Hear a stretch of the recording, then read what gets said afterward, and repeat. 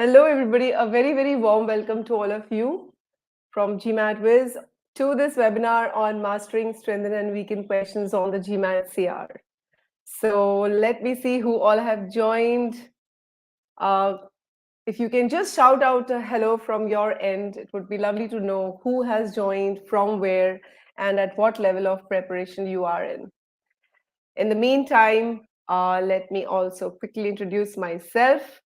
So I am Sunita, your host for this evening, and I have had tons of experience mentoring students in my entire career so far.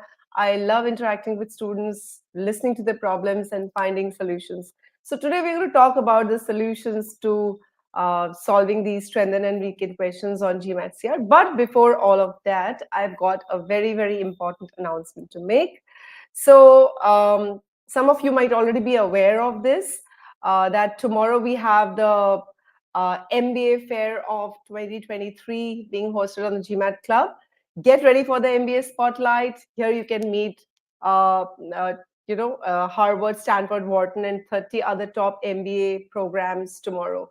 So the registration link is there on the screen for you right now.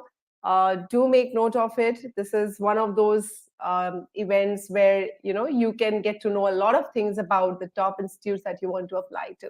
So yes, go for it. That was there. Now let me set up the agenda for today's session.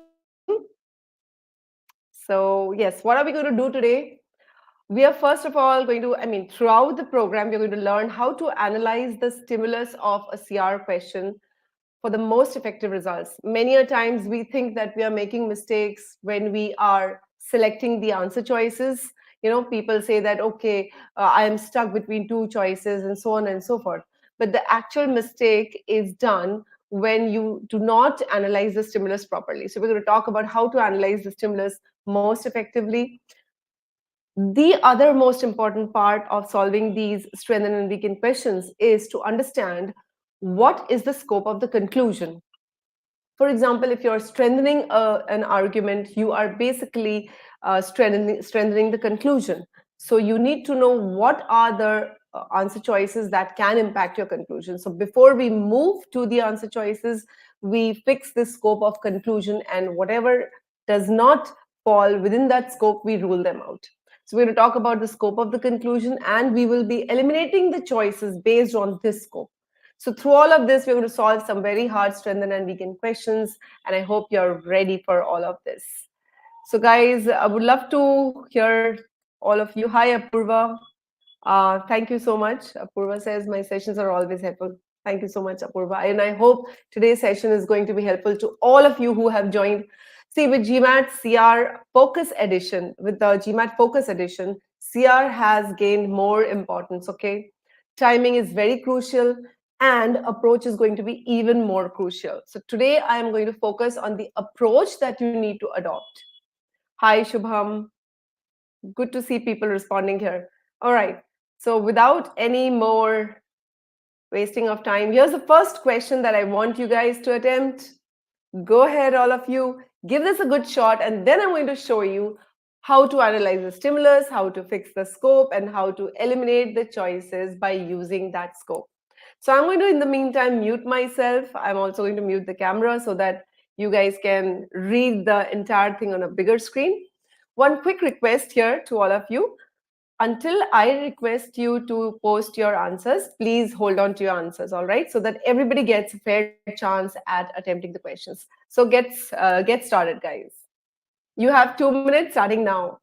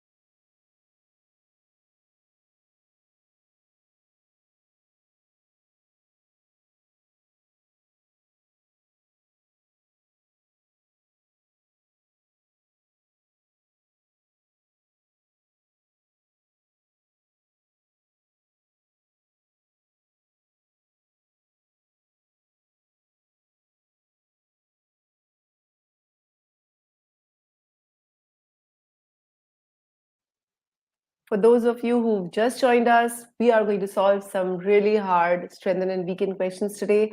In the process, we're also going to learn how to best solve these questions, especially for the GMAT Focus Edition.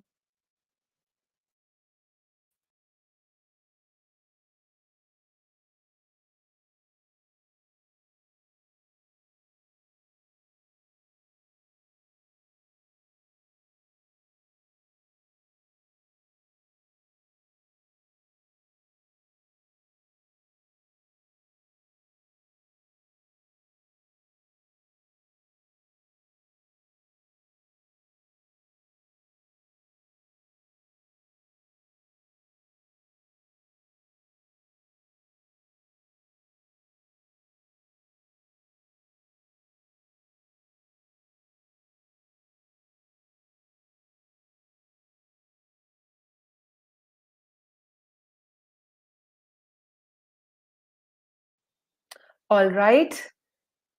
You can now start posting your answers. You can now start posting your answers in the chat box. So today we are going to look at how to best attempt these questions so that you can solve them definitely under 2 minutes, or at the very most take 2 minutes. Because see, on the GMAT Focus, you have 23 questions, 45 minutes, which means just under 2 minutes for each question. So we are going to look at a strategy where you don't have to waste time, or you won't take more time than is necessary. So, hi Sharmishta, thank you for posting your answer. And I'm waiting for some more answers here. Sharmishta believes it's E. Manjunath believes it's D. I'll wait for some more answers. There are so many of you there. Please do share your answers. Don't worry whether it's correct or incorrect. What is more important is we're going to learn a lot of things today about solving these questions. Thank you, Ramakrishnan. Good to see you again. So that's a D. Abhinav says B. Apurva says D, but not sure. Mrinmoy says D. Wow. So many takers for D, but we also have B and E in the running. Yes? Can I have a few more answers, please? Thank you, Kruthi. Kruthi says it's B. So guys, again, it's not just important to get these questions right, but it is also important to get these questions right in the right manner. Okay? If you're fumbling for answers, if you're confused, if you have to reread your stimulus, or if you have to go up and down between the options, then you're in trouble.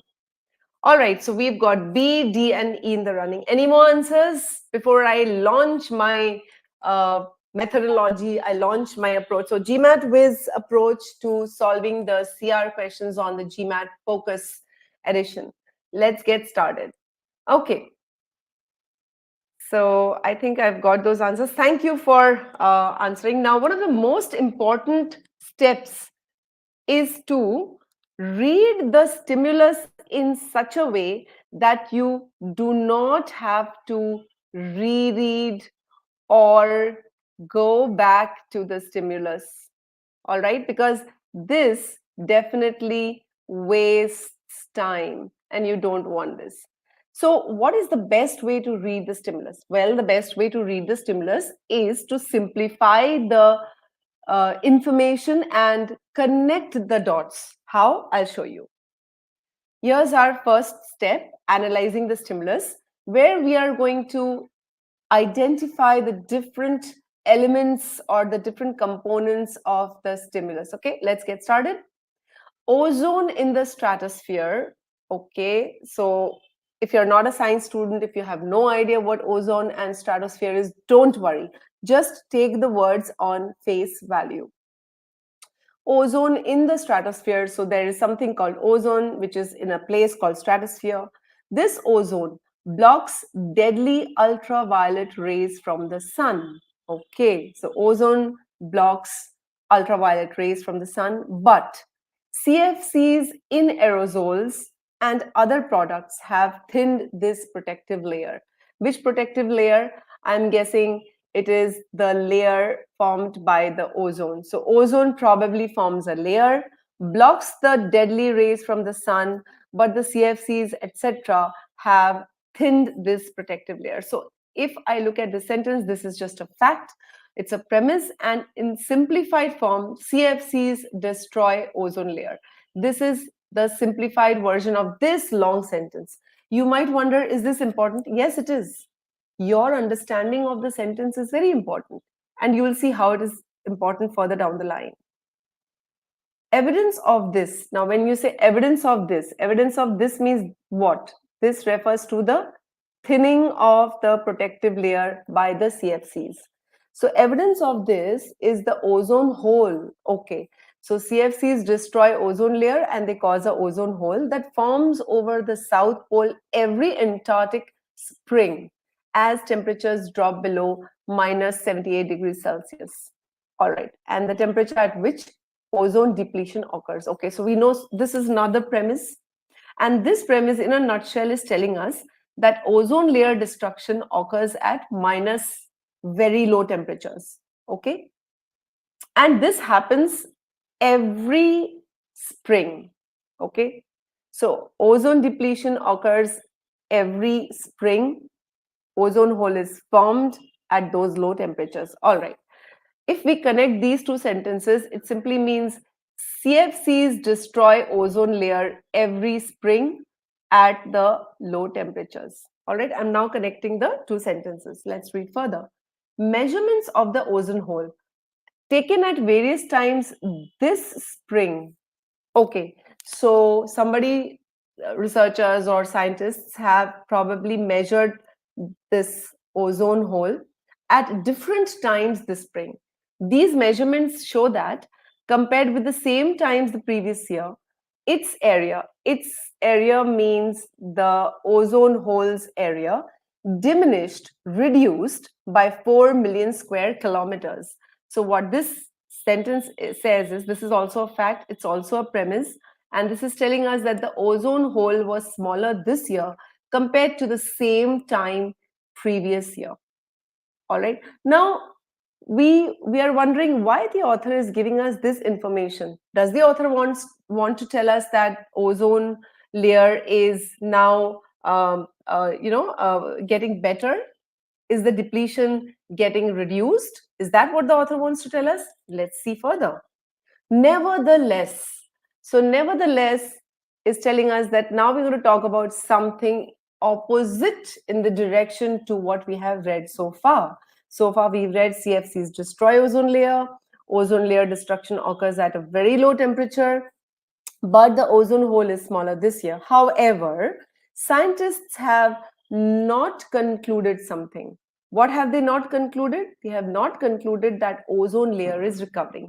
If I simplify this, this is the conclusion, and the conclusion means ozone layer is not getting better. All right. So what we have is premise 1, premise 2, premise 3 are all stating facts. And then we have premise 3, okay, which is actually a counter premise indicated by the word nevertheless, all right, which precedes the main conclusion. So premise 3 is kind of acting as a counter premise because of the nevertheless between the third premise and the conclusion, all right. It acts as a counter premise. So this information is acting as a counter premise because here we are saying ozone layer is not getting better. However, here we are saying ozone hole is smaller. So despite the ozone hole being smaller, ozone layer is not getting better. Okay. So premise 1 and 2 provide the context for the main conclusion, telling us how the ozone depletion takes place, how the ozone hole is formed. And in that sense, they support the main conclusion. Premise 3 contradicts the main conclusion because it doesn't go in favor of the main conclusion. Is this clear so far? All of you, please let me know if. So Manjunath, most of the time a premise is a fact, okay? Asim, I hope that this really turns out to be a great session for you. So Manjunath, premises usually mean facts. Sometimes an opinion can also act as a premise, but most of the time it's the facts which act as premise. Okay, so those facts are taken to draw a certain conclusion. So please let me know, everybody, if you've understood how to analyze the stimulus, and this is very important if you don't want to reread, if you don't want to repeat, or if you don't want to go back to the stimulus, do let me know with a yes if this is totally clear to you. How to simplify information, how to connect the dots, and how to arrive at the conclusion. Is this clear, all of you? Quickly. Thank you, Shreya. Ramakrishnan. Okay, wonderful. Thank you, everybody. Let me move on. So now that we have come to the conclusion is scientists don't think that the ozone layer is recovering. And that is despite the fact that there was a reduction in the size of the ozone hole this year. All right. So reason behind not believing why ozone layer reduction is recovering, that exact reason is not given to us. All right. But what is given to us is ozone hole has decreased. So basically we have to understand that decrease in ozone hole is not because the ozone layer is recovering, but because of something else. All right. So the scope of the conclusion is to support the idea that ozone layer is not recovering even though ozone hole has diminished this year. So within the scope will be, we have to look for this information. Any new piece of information providing another reason to explain the reduction in the ozone hole, something that will tell us, okay, the ozone layer is truly not recovering, but the ozone hole is reducing because of something else. All right.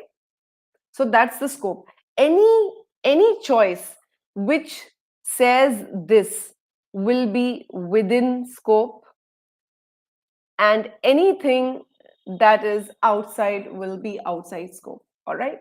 So keeping that in mind, we will now go to the third stage, which is the answer choice elimination.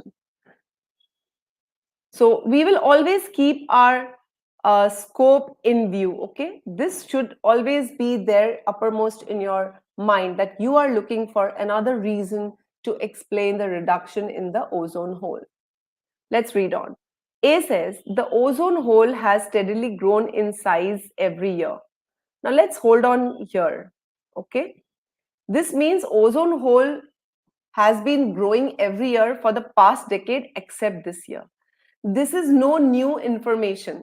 We know that this year the ozone hole has reduced, right? We already know this year the ozone hole has reduced in area. So this choice is not giving you any new information.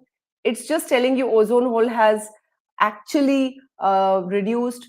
If not anything, it could be more of a weakener, because if ozone hole has steadily grown in size every year, then ozone reduction is actually happening. All right. And this will not support your answer. So A is out. The length of time that the ozone hole persists fluctuates from year to year. This doesn't matter because we are comparing it with the previous year. The different times, if you remember that the size was measured at different times, so the length of time that it persists won't matter. This would be out of scope. As a result of international treaties, CFCs have been completely banned. If CFCs have been completely banned, then the ozone layer should be recovering. Ozone cover should be recovering. So this is opposite. This is going in the opposite direction. Weather patterns allowed unusual amounts of warm air to mix into the polar region. Now, remember, it's given to us that the ozone depletion takes place at very low temperatures. Choice D is telling us that the temperature this time was higher, unusually higher. Okay.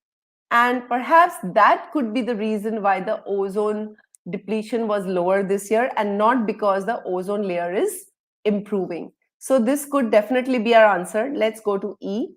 Human-made CFCs retain their ability to destroy ozone molecules for 75 to 100 years. This means CFCs stay in the atmosphere and continue to destroy the ozone molecules. This again is more of a weakener. This is telling you that ozone layer is definitely recovering in this case, because CFCs are still there and still the ozone hole is reducing.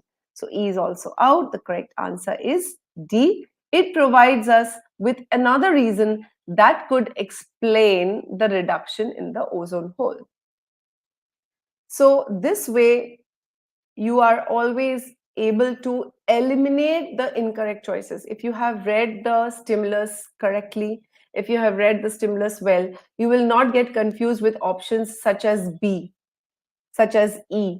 All right. B is telling you something that doesn't matter because you have taken the measurement at different times. So if the duration differs, it doesn't matter. Yes, Asim, we can put that as out of scope also, because see, I would rather put it as a weakener than as an out of scope, because it is definitely talking about recovery of ozone layer or depletion of ozone layer. All right. Okay. So that was the first question. I hope the entire process was very clear to all of you. How we analyze the stimulus, how we set the scope, and how we eliminated options. All right. So this is a 750 level question, Ramakrishnan, for the GMAT club. All right. For the GMAT club, I think it's a 750, 800 level question, if I'm not wrong. 750 definitely. So let's move to the next question of the evening. But before that, let me quickly tell you something. At GMAT Wiz, we know that the most common mistake during the answer choice elimination, ACE's answer choice elimination, is selecting out of scope answer choices. And the best way to avoid selecting out of scope answer choices is to set the scope. And that occurs if you have analyzed the stimulus correctly, then you have set the scope based on that analysis, and then you are eliminating the answer choices. So how to analyze the stimulus in the most comprehensive manner? You've just now seen a sample. And at GMAT Wiz, we spent hours teaching you this technique, this skill. How to identify the premise, how to identify the conclusion, the counter premise, and how they are interacting with one another, and how to simplify information to arrive at the conclusion. We also teach you how to set the scope for different kinds of CR questions. For example, inference questions, the scope is defined in a different way compared to scope defined for assumption questions. So all this is taught to you at GMAT Wiz. In fact, I'm going to share with you the link to the trial version of the GMAT Wiz course. It's there. I'm just going to quickly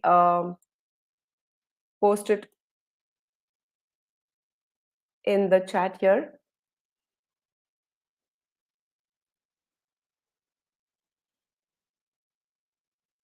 So the link is there on the screen for all of you. The link to the free trial version of the course if you're interested in knowing more about the course. In fact, there would be a lot of, I'm sure there are a lot of you out here who are just beginning their preparation, who are just gearing up for your GMAT, or maybe you are a retaker who's taking the GMAT again. For you also, if you need to talk to an expert to understand what you should do next, I'm just going to post another link uh, using which you can set up a free call with our strategy experts and discuss what you need to do next as a next step. So there's the calendly.com link on the screen for you. You can set up a free call with our experts. Okay. So here's the next question, and let's get started. Again, I'm going to give you 2 minutes, and I hope you will apply the technique that you have just learned. It's nothing difficult. It's just that you need to read with more involvement and fix the scope of the conclusion before you move to the answer choices. So get started. I'm going to mute myself. 2 minutes, your time starts now.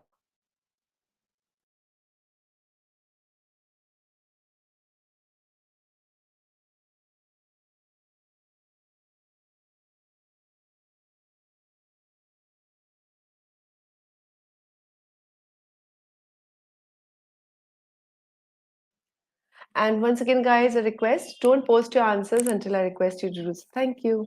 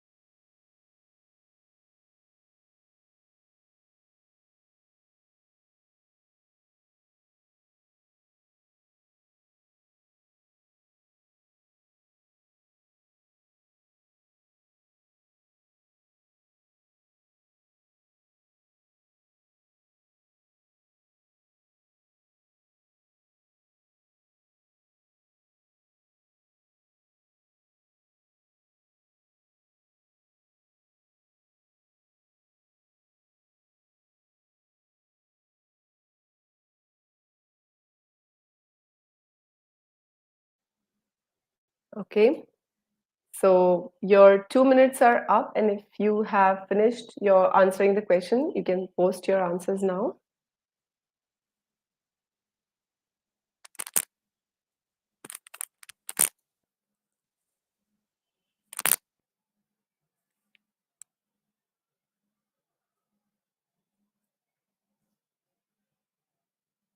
I guess you're still solving, so take your time, and once you're done, please start posting your answers. Would love to see some answers here.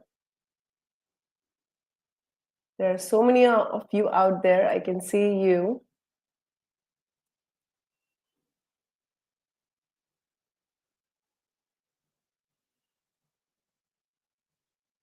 Thank you, Prakhar.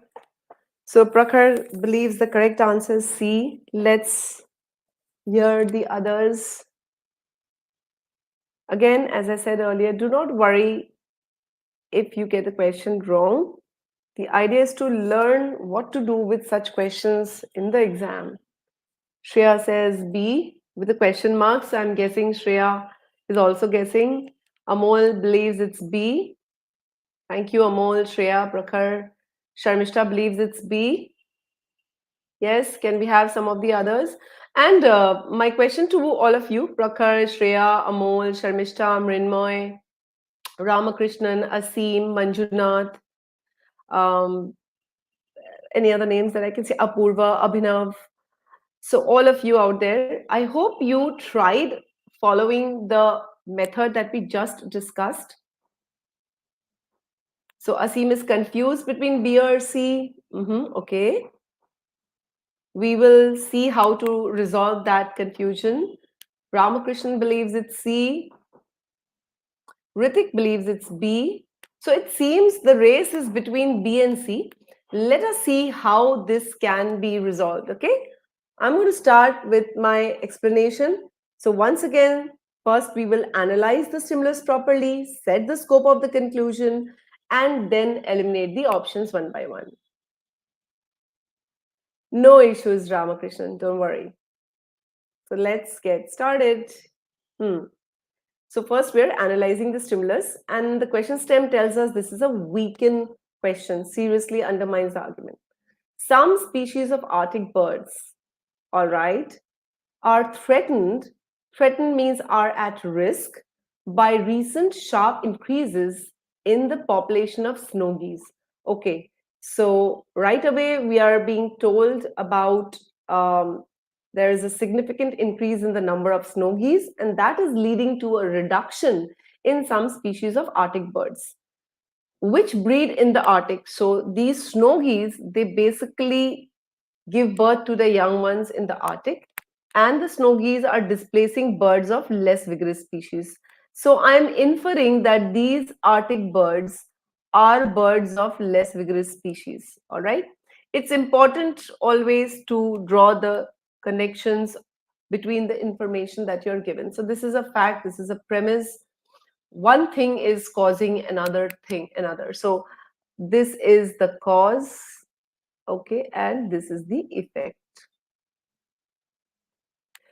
Although is important because there would be some sort of contrast in this sentence itself.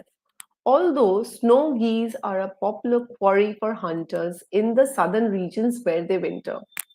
So we get to know that the snow geese, they go to the southern region where they winter. So I'm guessing the Arctic is in the north, and these snow geese breed in the north, but to spend the winter, they go to the southern region, and there they are a popular target for the hunters. So, although they are a popular target, the hunting season ends if and when hunting has reduced the population by 5%. Okay, so hunters like hunting snow geese, but they have to stop when a certain limit is reached. That limit is a 5% reduction in the overall population of snow geese. Okay, so why is this information given to us here? Probably the author is telling us that although hunters like to hunt, there is a limit to the hunting. So this increase in the number of snow geese probably cannot be controlled just by hunting because there is a limit. That is why maybe the author is giving us this information. Clearly, so the clearly is a good indicator that we're going to come to the conclusion now. Clearly, dropping this restriction would allow other species means the Arctic birds, to recover. To recover means to increase. So the conclusion that we're drawing is removing the restriction on hunting will reduce snow geese population, and if the hunters were allowed to hunt these snow geese beyond the 5% limit, other species of Arctic birds would grow in numbers.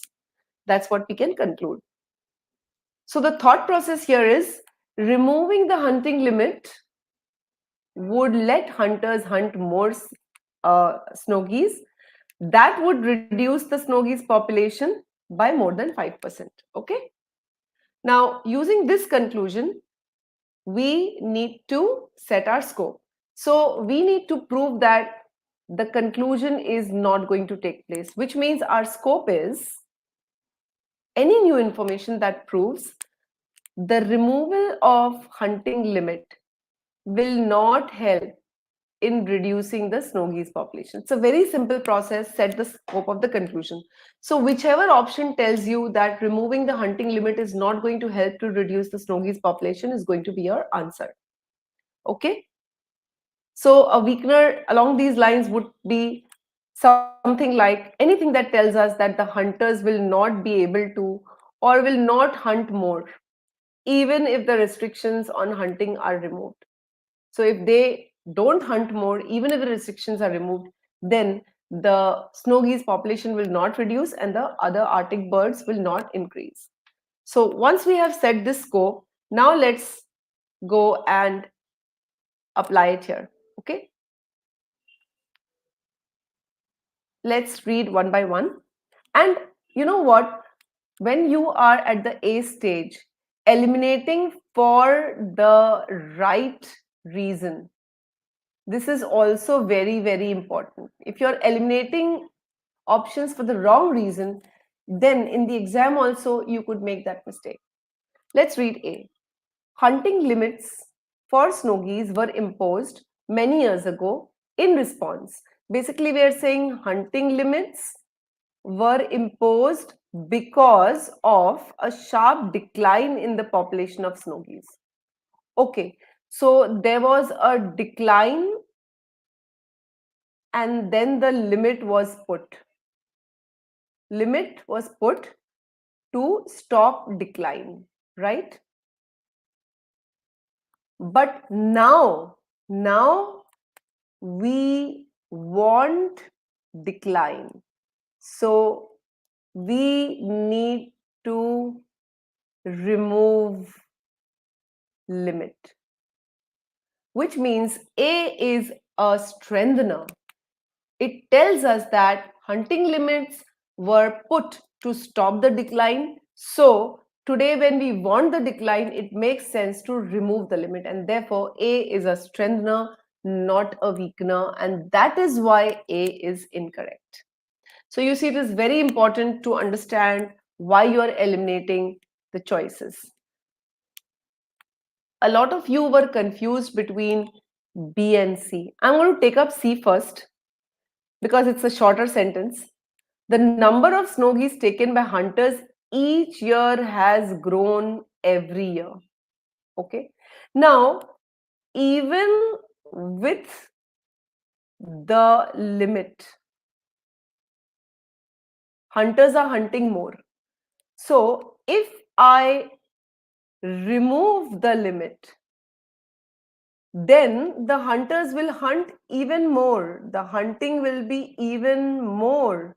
So this choice is a strengthener. It's not a weakener. Okay? This is a strengthener, guys. And that is why C is not the correct answer. Is this clear to all of you? Why C is not the answer?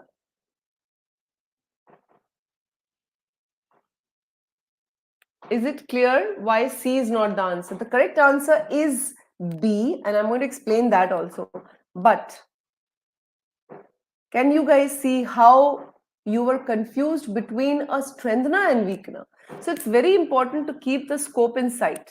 If you lose sight of scope, you will fumble, you will mess up your answers. Okay? All right. Let me now continue with the explanation here. Now, what does B say? Let's read B properly. It has been many years since. So basically, we are saying for many years. I'm translating the sentence.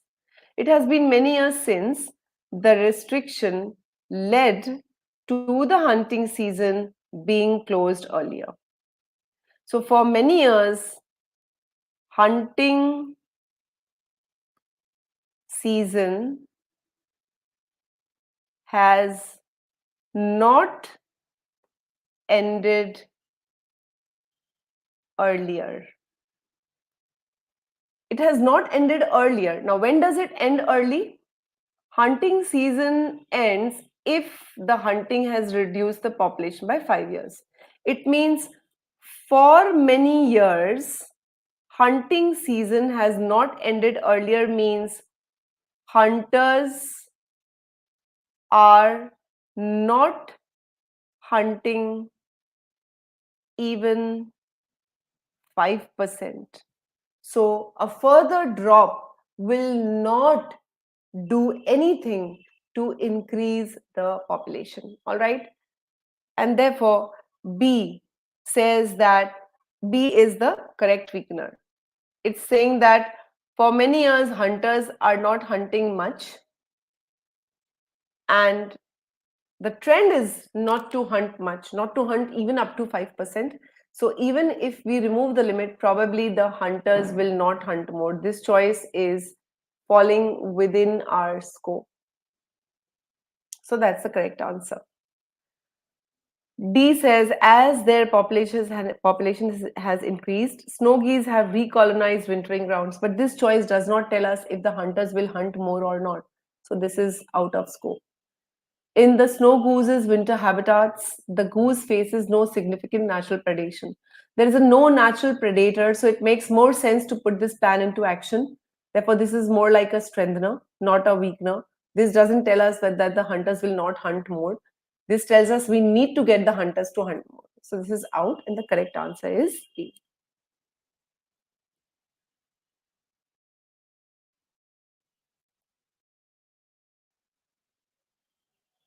Do let me know how you are liking, how you find this session. I hope this session is being helpful to all of you. I'm going to bring up the next question And I hope you are all geared up. You're all ready to attack the next question. All right. Once again, I want to draw your attention to the whole approach. Read the stimulus in such a way that you will be able to eliminate choices with less confusion. Set the scope of the conclusion after you read the conclusion and question stem. Every time you read an option, match it against the scope. Ask yourself, is this falling within the scope or not? Wonderful. So don't worry. You don't need to get it right away. Diligent practice of the same approach day in and day out will help you reach the level of accuracy you want to reach. Here's another good question. Get started. You have 2 minutes. Your time starts now.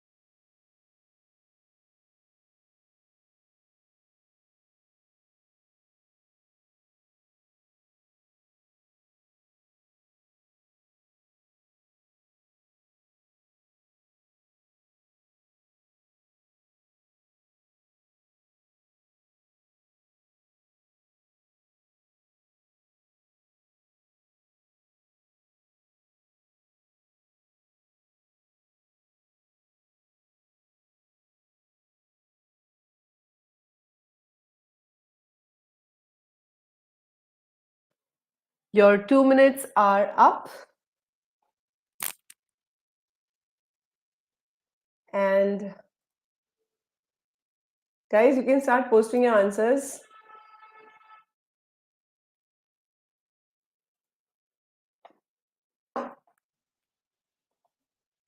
I hope you're enjoying the session as much as I'm enjoying taking it. All right. Thank you, Asim, for posting your answers. So Asim believes the correct answer is E. If you really look at these questions, okay, they are all marked as hard or very hard questions on the GMAT Club. But if you really break down the argument into simple pieces, fix the scope, you will see that it isn't very difficult to eliminate the options. Okay, so let me start. So I've got E, Sharmishta says C, Prakhar says C, and Drake says E. Come on, guys, there are so many of you out there. Would love to see your answers. It also encourages me, it gives me energy to, go all out there when I see your answers. Ramakrishnan believes it's C. There are about 50 of you out there watching this webinar. Do share your answers, guys. Yes, any more answers? It seems to be a race between C and E so far. Shubham also believes it's C. Okay. Let's get started and see whether the answer is C or E. Okay, I'm going to start my analysis. So there's a scientist, and the scientist is saying something. All right. In an experiment, dogs had access to a handle. So dogs had a handle that they could pull. Now, don't think how can the dog pull the handle and all that. Just believe what is given there. Okay. So we have dogs who are given a handle, and the dogs can pull these handles to release food into a nearby enclosure that contained a familiar dog and nothing else, contained an unfamiliar dog and nothing else, or was empty. Okay, so what I understand from this sentence is that there was an experiment, and in this experiments dogs could use a handle to put food into an enclosure, maybe a cage or something. And there are three types of enclosures that have been mentioned. Enclosure one has a familiar dog and nothing else. There's just a familiar dog. Now when we say a familiar dog, this dog will be familiar to whom? Familiar to the dog with the handle. Okay. So enclosure one has a familiar dog. That means the dog pulling the handle knows the dog in the enclosure. Enclosure two has an unfamiliar dog. That means a dog uh, that is not known to the dog with the handle. And then enclosure three has nothing. It's empty. Okay. These are the experiment's facts. Let's read the next sentence. The dogs typically released more food to the familiar dog than to the unfamiliar dog. So experiment results are that the dogs with the handle put more food in enclosure one, where there was a dog they knew, than in enclosure two, where there was a dog that they did not know. Okay. This suggests that dogs are motivated to help other dogs they know than to help unfamiliar dogs. So that's the conclusion. Dogs are more inspired to help familiar dogs. So we have to understand, how do we know they want to help the familiar dogs? Maybe they are seeing the familiar dog in the enclosure and they feel that the familiar dog needs food, and therefore they are releasing more food to the familiar dog than to the unfamiliar ones. So clearly here the conclusion contains a cause and effect. Okay. They are inspired to help familiar dogs, which means the cause is familiarity with the dog in the enclosure, right? And the effect is more motivated to help, which means release more food to this dog in the enclosure. Okay, this is the conclusion. What do we have to do? Let's read the question stem. The scientist's argument would be most strengthened. Okay, we have to strengthen the causality. We have to strengthen this. If it were true that in the experiment, the dogs with the access to handle tended to release more food when. So we have to complete this. Okay. So the scope of the conclusion is any new information that proves dogs are less likely to help unfamiliar dogs, or familiarity is actually the motivation to help. So any new information that falls within these two will be our scope of conclusion. So a strengthener could be that there is nothing else which makes the dogs release more food. Okay. No action done by the dogs or anything like that. And if we can prove that where there is no cause, that means if there is no familiar dog in the enclosure, no familiar dog in the enclosure, no food is released, and there is no motivation to help. So any of these two can be our strengtheners. All right. So keeping those two strengtheners in mind, let's go to the options. Now, most of you were confused between C and E. So we will come to those. Let's start with A. The behavior of the familiar dog. So the behavior was encouraged by a familiar person, right? than when it was being encouraged by an unfamiliar person. The familiar person and unfamiliar person is not the issue. It's the familiarity of the dog that we have to prove. So A is a weakener. It's telling us that it was the familiarity of the person encouraging the behavior of the familiar dog rather than the familiarity of the dog. So we are weakening this. B says the enclosure was empty than when it contained an unfamiliar dog. So, if the dog with access to handle tended to release more food when the enclosure was empty, this proves nothing. Okay, this is totally out of scope. If the dog is releasing more food when there's nobody or nothing in the enclosure, it proves nothing. Let's read C. A familiar dog in the enclosure was displaying friendliness than when an unfamiliar dog in the enclosure appeared hostile.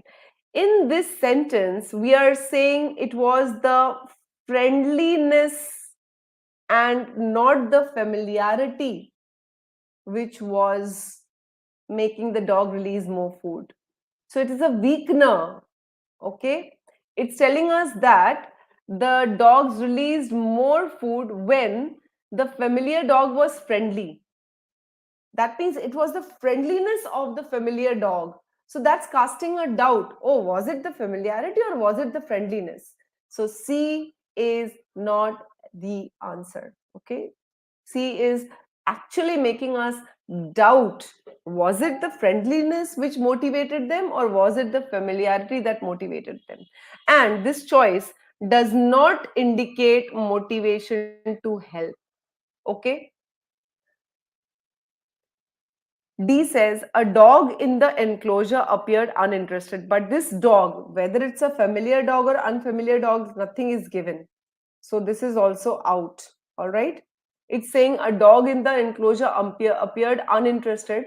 So they were releasing more food when it was uninterested. So uninterest is the reason for releasing more food. So it's again weakening the conclusion.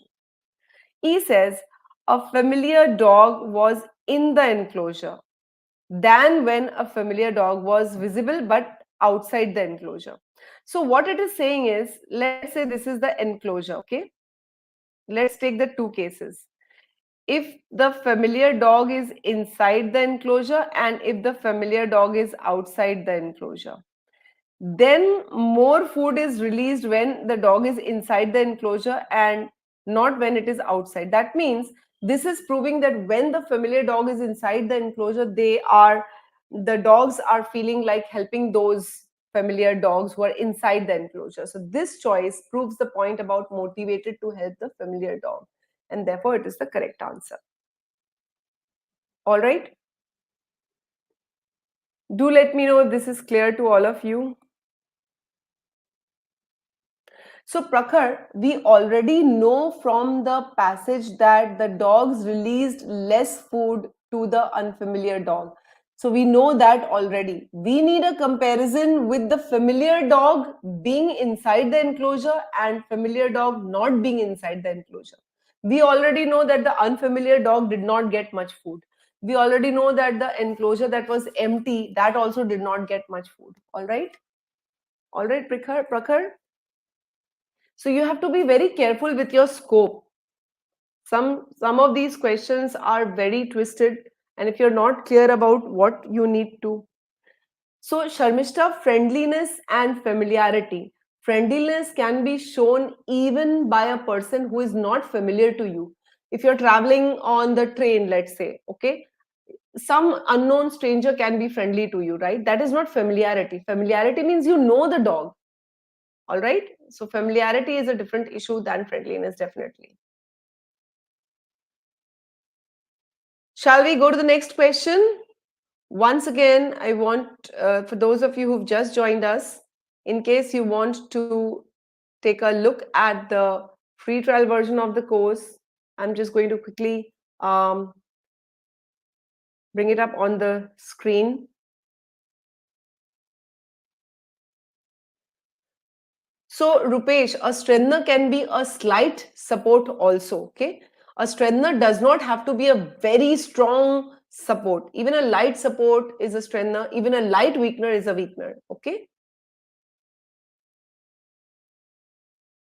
So, Rupesh, it strengthens that it's the familiar dog which is necessary, number one. In E, you have a familiar dog. Now, if the dog is inside the cage, maybe the dog with the handle is feeling sorry for that dog. So, it is releasing more food when the dog is inside the cage than when the dog is outside the cage. And in both cases, it is the familiar dog. In these five options, the cause is no prakhar. There cannot be multiple strengtheners. In the five options, there cannot be multiple strengtheners. But apart from that, there can be multiple ways of strengthening the conclusion. So, Rupesh, to answer your question, we can only strengthen the cause also. We can definitely strengthen the motivated to help part.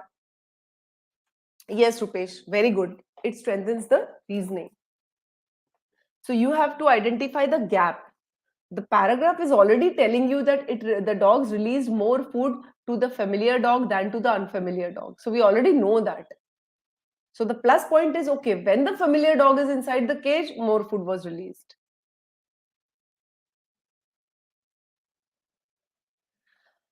So Carter has asked a question: GMAT or CAT for a 21-year-old? 21-year-old, I'm assuming you're a fresher with no work ex. So most of the institutes, the good institutes that take GMAT scores are the ones which also want work ex. So definitely, I think CAT would be a good go for you if you're looking at the IIMs, Carter.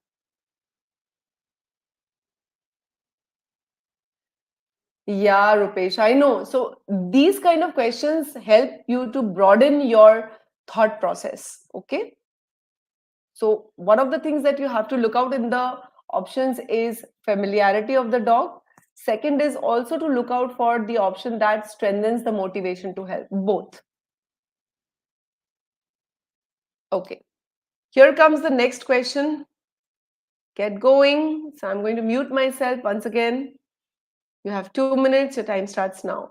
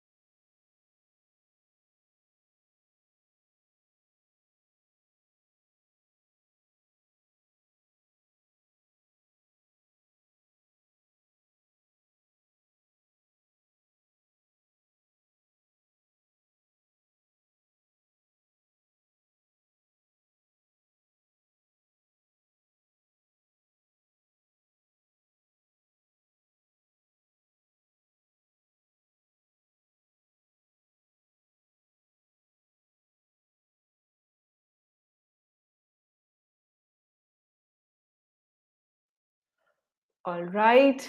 So please start posting your answers. Carter, to answer your question, I think if you want to apply to the good colleges abroad, do that with WorkX. Mid-tier colleges, there are a few which can take you in even without WorkX, but there are very, very few. All right. If you want to discuss those, you can basically probably talk to our strategy experts. I'm going to share a contact number at the end of this webinar. Maybe you can contact Piyush and talk to him about it. So let's look at the answers. Manjunath says D, Ramakrishnan says D, Prakhar D, Rupesh D, Asim says A. Okay, let's see. Any more answers? So many of you are watching this. Please do answer, guys. It really would motivate me. I'm not saying this just for the sake of saying it. And all of you watching this, please hit the like button if you are enjoying this webinar. The more likes you give, the more people will be able to view it, and the more people will be able to view it, the more our purpose is served. So do hit the like button if you're enjoying this webinar, if you find it useful. Sharmishta, let's decode this question, okay? Abhinav says E. Okay, wonderful. Let's get started. Let's decode this. 6 months or so after getting a video recorder. So imagine you're a person and you bought a video recorder, and 6 months after buying that video recorder, many early buyers. Now, it's very important to understand what we mean by early buyers. Early buyers probably refers to those people who buy something when that thing comes out new in the market. Let's say a video recorder is just launched. You're an early buyer. It means you're one of those buyers who buys a product the moment it comes on the market. All right. So it's very important to understand the category about which the stimulus is talking. Okay. So 6 months after buying a video recorder, the early buyers lost interest in getting videos to watch on it. All right, so they bought the recorder. Initially, they must have purchased videos to play on the recorder, but gradually they lost interest in 6 months or so. All right, so that's a premise. Okay. The trade of businesses selling and renting videos is still buoyant. It means despite this lost interest, okay, despite the lost interest, the businesses that are selling and renting these videos are still doing well, okay? Because what's the reason they are still doing well? The number of homes with video recorders is still growing. So basically, we are saying the business of selling and renting videos stayed put. Reason is people are still buying video recorders. These are the later buyers then, right? So the early buyers and the later buyers. Okay. This is my inference here.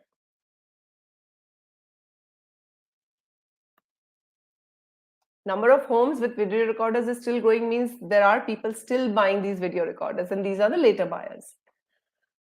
Let's see. So this is also a fact. But clearly, so notice this. But clearly, once the market for video recorders is saturated, that means once people stop buying video recorders, the businesses selling videos will face hard times. So that's the conclusion, that businesses selling and renting videos will face difficulty when the sale of VR stops growing. Reason why? The reason given is early buyers or the first buyers of the video recorders seem to stop buying videos. All right. We have to weaken the conclusion. So, scope of the conclusion will be any new information that proves that businesses selling and renting videos will not face difficulties even when the video recorder sale stops growing. How will this happen? Why will such businesses not face difficulty? Ask yourself this question. Ask yourself. The business of selling and renting videos will not face difficulty only if they continue to have buyers, right? And how will they continue to have buyers? Because we are already told that early buyers lost interest, but we don't know about the later buyers. maybe the later buyers will not display the same behavior. Maybe the later buyers will still continue to buy videos, right? We don't know about them. Our entire conclusion is based on the behavior of the early buyers. So a weakener would be anything that says later buyers of the video recorders will not lose interest in the same way the early buyers did. So do go through this and tell me, is this clear to all of you? Go ahead, guys. So Ramakrishnan, I have chosen all the questions which are of the 700, 750 range. But yes, it's all, some questions may seem harder than they are. You can search them on the GMAT Club. They are all of the 700, 750 level.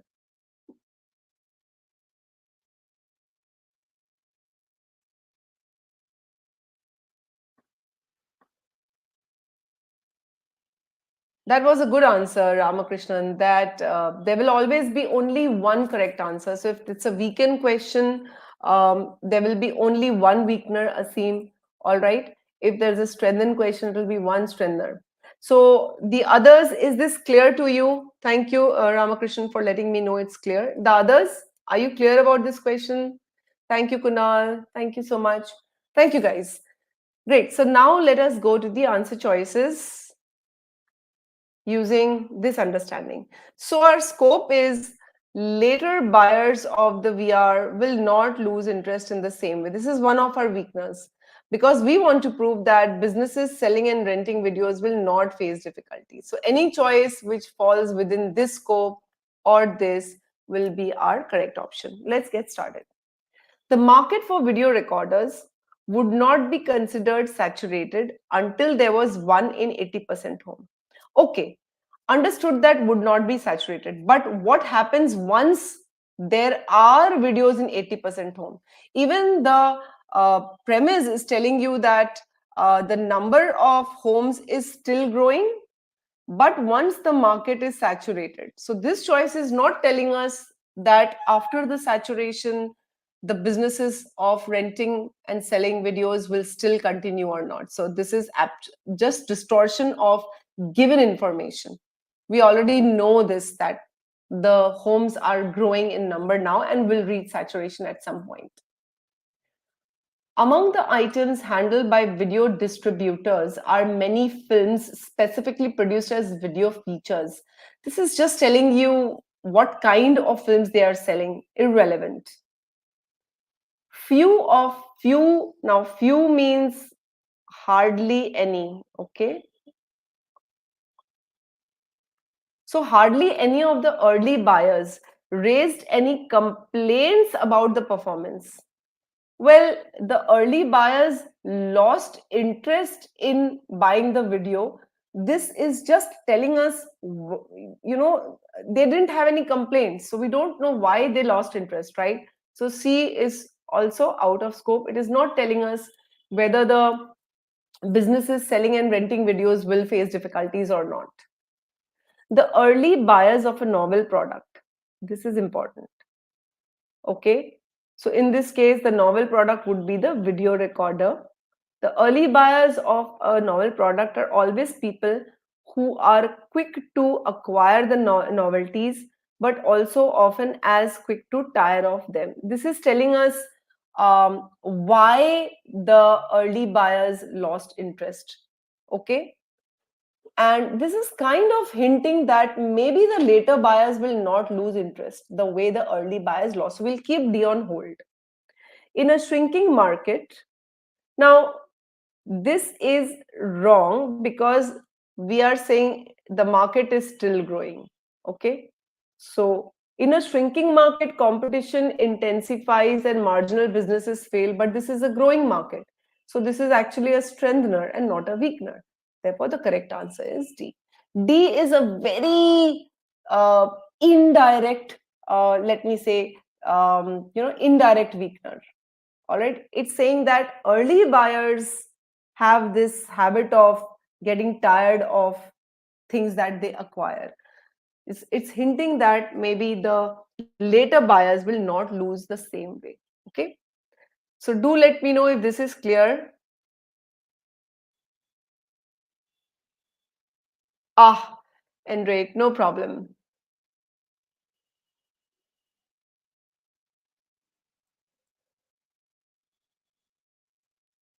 So, Carter, which question did you ask? Mid-tier, no work ex colleges. Off the top of my head, I cannot think of any, but there are so many.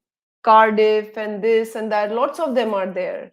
You'll have to look them up, Carter. So sorry.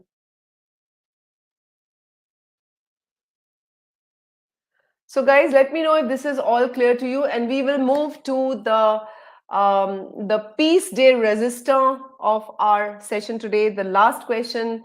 Hopefully, that's going to be a really amazing question for all of you. If you're not already aware of that question, it's a mix of strengthen and weaken, and let's see what you'll do with that.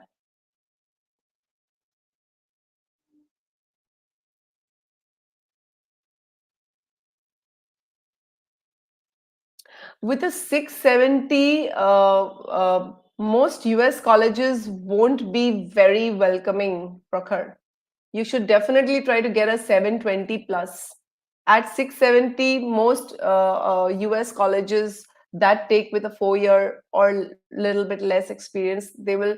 So you're an engineer, you're an Indian, that means you're an Asian. 670 might not be enough to make it competitive. In fact, again, for those of you who want to talk about this, I'm sharing a link on the page. You can set up a free call with our strategy expert to discuss these questions. But off the top of my head, I really cannot think of any colleges. A 670 is a lower score. If you think of, unless and until you've got an amazing profile, a very, very different profile. We've had students with a 680, 650 get into INSEAD, but that's Europe. US colleges, I can't think of any where a student might have gotten with 670. Okay, so let's get started with the last question. Here it is. For this particular question, I'm going to give all of you 3 minutes. It's a very involved question. Read it properly. All right. And again, once again, those of you who are watching this webinar, if you're enjoying it, if you're finding it useful, please hit the like button and subscribe to our channel. Thank you.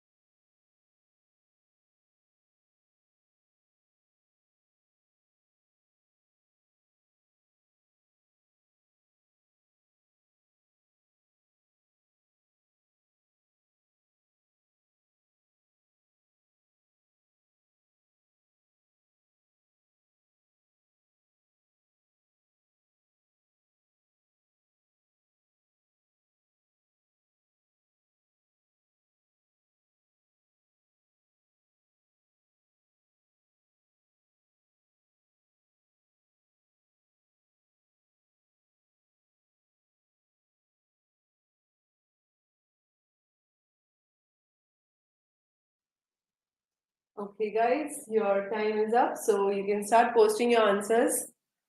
Asim, if you're totally new, perhaps you should attend these webinars which give you information about colleges and the marks that you need in the different colleges. All right. So just to remind all of you, GMAT Club is hosting an MBA Spotlight Fair tomorrow. All right. The link is there in the chat. If you just scroll up the chat, and this in this fair you will find directors from Harvard, Stanford, Wharton, and 30 other top MBA programs.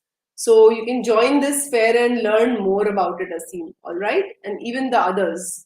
I think that was Carter. So okay, the answers. Let me see. Ramakrishnan believes it's B and Rohit says A. Yes, can we have some more answers? It's a wonderful question. You're welcome, Asim. Or you can, Asim, I have shared a link earlier with the calendly.com link. You can connect with Piyush on that link and definitely talk to him about these schools.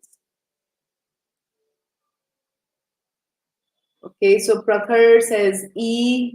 Okay, so B, A, E. I've got three different options from three different people, which means this question was challenging and it was the piece there is a storm. Okay, I'm looking forward to explaining this question to all of you. Can I have some more answers, please, guys?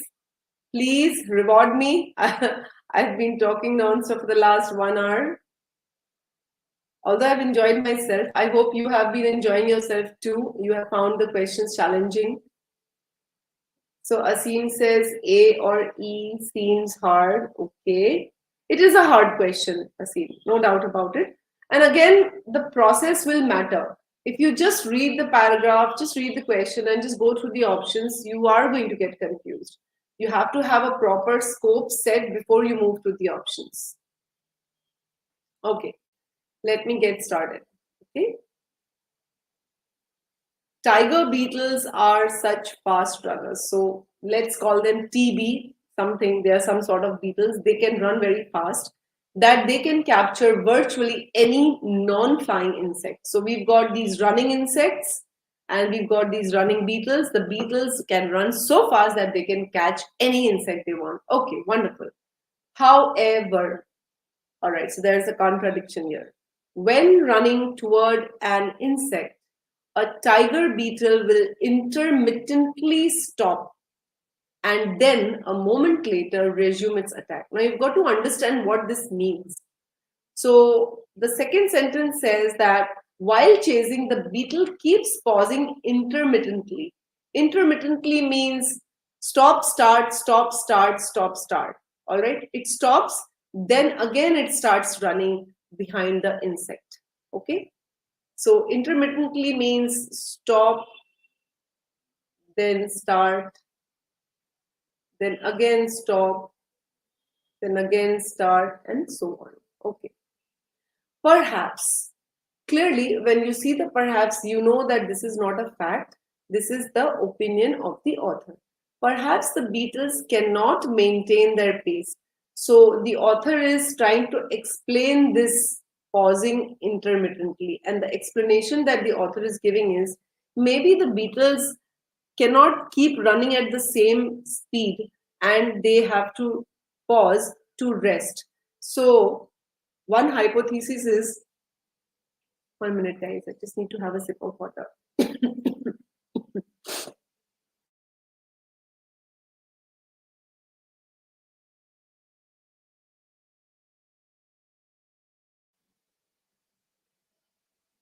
Okay. So one hypothesis is that they get tired and need to rest. This is hypothesis one. And the next line says alternative hypothesis is that while running, the tiger beetles are unable to process the rapidly changing visual information and quickly go blind and stop. So the other hypothesis is they stop because they have gone blind. So two reasons given for pausing intermittently, either one or two. All right. What do we have to do here? Which of the following, if discovered in experiments using artificially moved prey insects, would support one of the two hypotheses and weaken the other? Okay, so what we have to do here is support one of the two hypotheses and weaken the other. So scope of the conclusion will be any new information that proves the beetles pause to rest but they can see. So if they pause to rest means we are supporting hypothesis 1, and if they can see then we are weakening hypothesis 2. Or any new information that proves the beetles do not pause to rest, so we are weakening hypothesis 1, but they go blind and stop, so we are strengthening hypothesis 2. Okay, and your strengthener or weakener will be along the above lines. So once you set the scope here, all right, you write for yourself, okay, hypothesis 1 is pauses to rest, and hypothesis 2 is, okay, goes, okay, sorry, pauses because of blindness. So these are the two hypotheses. Now you have to seek an option which will strengthen one of these and weaken the other. All right. So now if we move to the options, remember one situation is this. This is one scope and this is the other scope. Can see and resting is the real reason for pause. Goes blind and resting is not the real reason for pause. So whichever option you have, let's get started. When a prey insect is moved toward a beetle, now this is a change of scenario. The paragraph talked about when running toward an insect, and this says the insect is running toward the beetle. So the scenario is totally different, and we are saying the beetle immediately stops and runs away without the intermittent pausing. So this is absolutely having no impact on the rest part.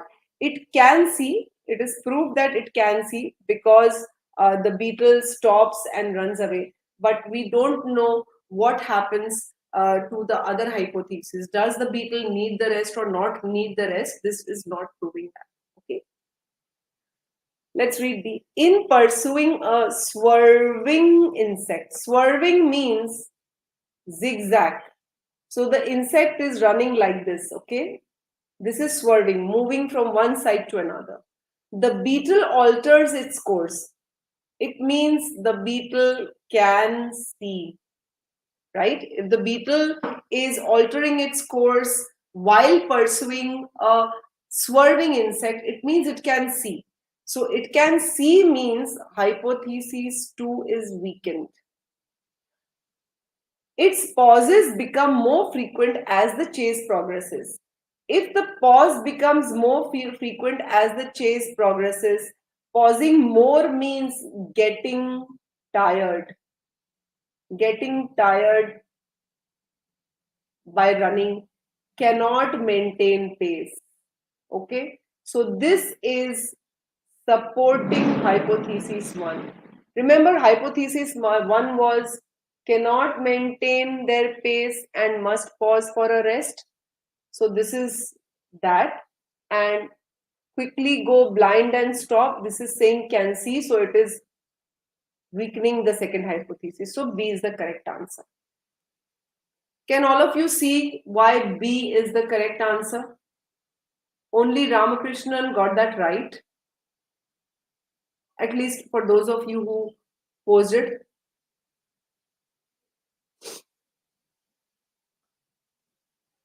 Yes, please let me know if this is clear to all of you why B is the answer.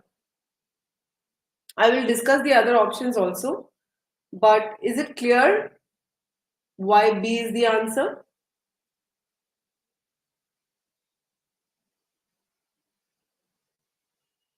Do let me know, please. Okay, great. So in this case, keeping the scope in view. See, this was the scope, right? And I kept it in view. These I kept in view, and every time I'm reading my option, I'm looking at the scope. So B is saying can see and pauses to rest. So pauses to rest, hypothesis 1 is strengthened, can see, hypothesis 2 is weakened. So B is the answer. Let's read C. In pursuing a moving insect, a beetle usually responds immediately to the changes in the insect's direction. So this part means it can see. If it immediately responds, it can see. So if it can see, hypothesis 2 is weakened. It pauses equally frequently, whether the chase is up or down and incline. Incline means a gradient. So whether the beetle is running up or whether it is running down, the pause is equally frequent. So it can maintain pace. This means can maintain pace. If it can maintain pace, then this is weakening hypothesis 1. So both the hypotheses are getting weakened, and therefore C is not the correct answer, because both the hypotheses are getting weakened.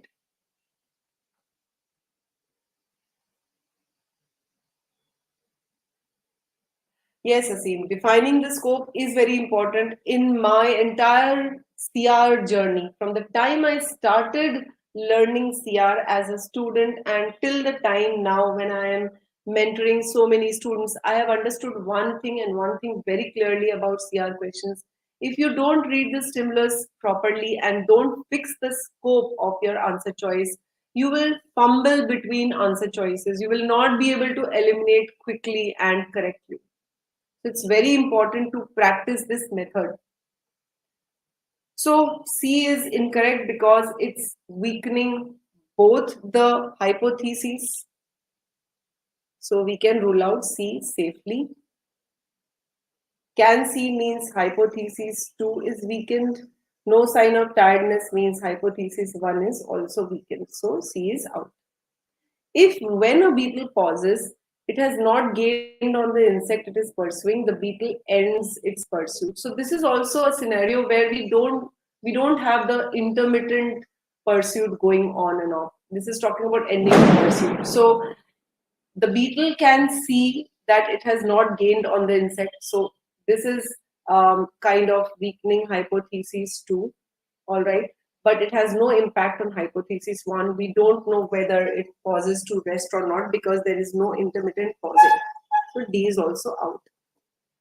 The faster a beetle pursues an insect fleeing directly away from it, the more frequently the beetle stops. So we are saying the faster a beetle runs, the more frequently the beetle stops. Maybe it gets tired. So it pauses to rest. So hypothesis 1 is supported, but we don't know whether it goes blind or not. That part is not weakened. So therefore, this is also not the answer. The correct answer is B. So all of you out there, um, that brings us to the end of today's webinar, and I really hope you enjoyed this session.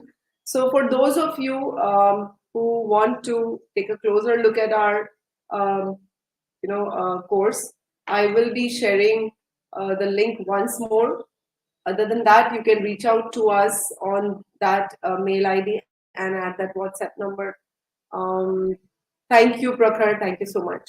I enjoyed taking the session, and I really hope that you guys enjoyed attending the session as much as I enjoyed teaching. I really love teaching, and when I see that whatever I have to present to you is helping you, it really energizes me. So I was just going to post that link to set up a call. So let me just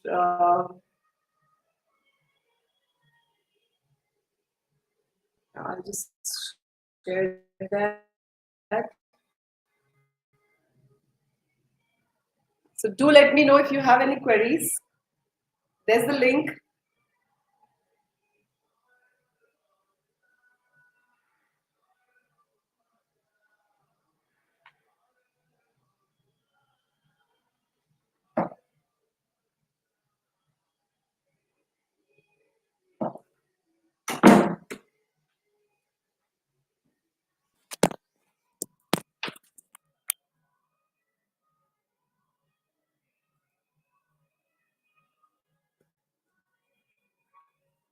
I'm glad you liked it, Asim. Okay, Ramakrishnan Googled about the tiger beetle. All right.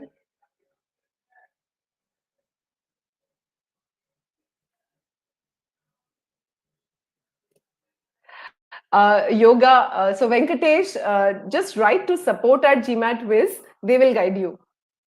They will guide you how to align yourself with the focus edition. Okay.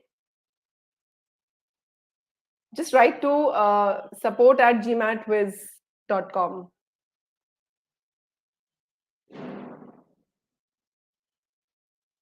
They will guide you. So, Asim, these sessions on the YouTube, I take once a month, and we have the GMAT Wiz webinars every Saturday, Sunday. So, if you just subscribe to our channel, probably you will be able to get the notifications. You can go to YouTube and subscribe to the GMAT Wiz YouTube channel, and you'll get the notifications.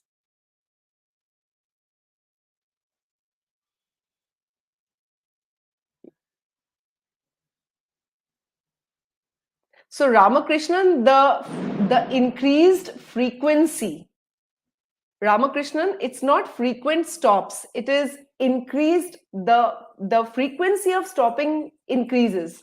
So think about it like this. When you're running, and first you are stopping at an interval of 5 minutes, then you're stopping at an interval of 3 minutes, then you're stopping at interval of 2 minutes. So the pauses become more frequent because you're getting tired. All right. So frequent pause, the pauses becoming more frequent proves that you cannot maintain pace, so you have to stop more.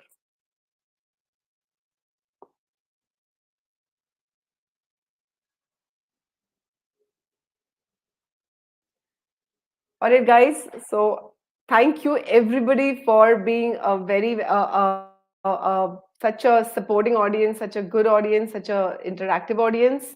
Thank you everyone who was here, and I really hope that all of you benefited from this.